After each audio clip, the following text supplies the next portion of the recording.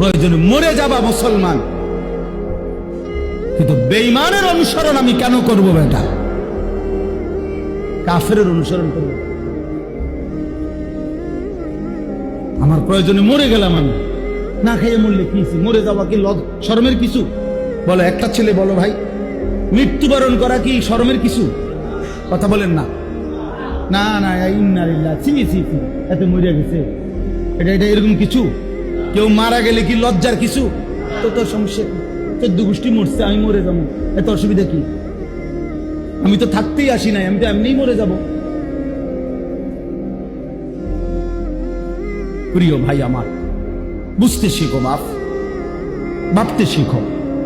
এখানে তোমরা যে কয়জন ছেলে বসছো, তোমরাই নতুন করে ভাবো, হাসি দিয়ে উড়াই দিও না। আরেকজনে তোমারে ভালো হইতে দিবে না, আরেকজন ভালো হইতে দিবে না। সমবয়সী ভালো হতে দেয় না, অধিকাংশই সমবয়সী নষ্ট করে দেয় বেশি। এই জন্য এটা নিয়মই, জীবনে ভালো পথে চলতে হলে নিজের চাইতে বড় সিনিয়র নেককার ফরহেজগার মুত্তাকি কাউকে অনুসরণ করতে হয়। এটাই নিয়ম, এটা যুগ যুগ ধরে নিয়ম।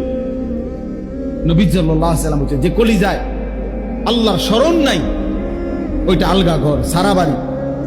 ওই দিলে আর মানুষ থাকে না, ওই দিলে কুকুর বিড়াল থাকে, ওই দিলে সাপ বিচ্ছু থাকে, ওই দিলে জানোয়ার থাকে, ইনসান থাকে।